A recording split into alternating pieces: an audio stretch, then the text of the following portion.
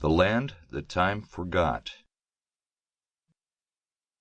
by Edgar Rice Burroughs. Narrated by Toby Scott Mclellan.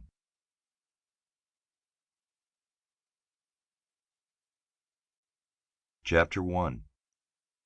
It must have been a little after 3 o'clock in the afternoon that it happened. The afternoon of June 3rd, 1916. It seems incredible that all that I have passed through, all those weird and terrifying experiences, should have been encompassed within so short a span as 3 brief months.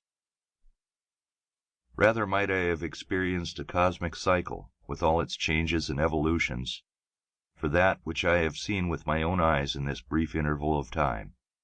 Things that no other mortal eye had seen before, glimpses of a world past, a world dead, a world so long dead that even in the lowest Cambrian stratum no trace of it remains. Fused with the melting inner crust, it has passed forever beyond the ken of man, other than in that lost pocket of earth, whither fate has borne me and where my doom is sealed. I am here, and here I must remain. After reading this far, my interest, which already had been stimulated by the finding of the manuscript, was approaching the boiling point. I had come to Greenland for the summer, on the advice of my physician, and was slowly being bored to extinction, as I had thoughtlessly neglected to bring sufficient reading matter.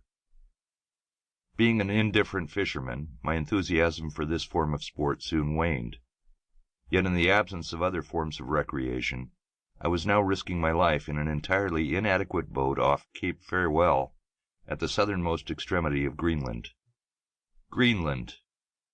As a descriptive appellation, it is a sorry joke.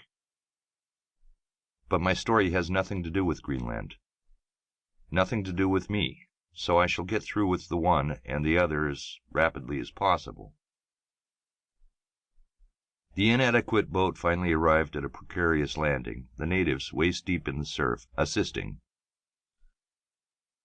I was carried ashore, and while the evening meal was being prepared, I wandered to and fro along the rocky, shattered shore.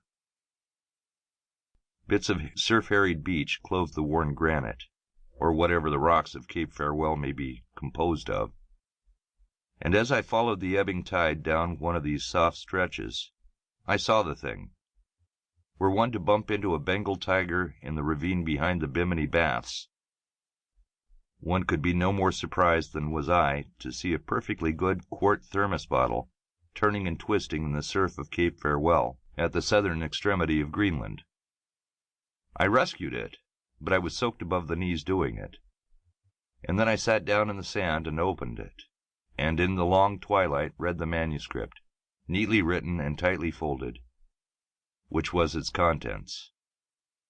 You have read the opening paragraph, and if you are an imaginative idiot like myself, you will want to read the rest of it. So I shall give it to you here, omitting quotation marks, which are difficult of remembrance. In 2 minutes you will forget me. My home is in Santa Monica. I am, or was, junior member of my father's firm. We are shipbuilders. Of recent years we have specialized on submarines, which we have built for Germany, England, France, and the United States. I know a sub as a mother knows her baby's face, and I have commanded a score of them on their trial runs. Yet my inclinations were all toward aviation. I graduated under Curtis, and after a long siege with my father, obtained his permission to try for the Lafayette Escadrille. As a stepping stone, I obtained an appointment in the American Ambulance Service, and was on my way to France when 3 shrill whistles altered, in as many seconds, my entire scheme of life.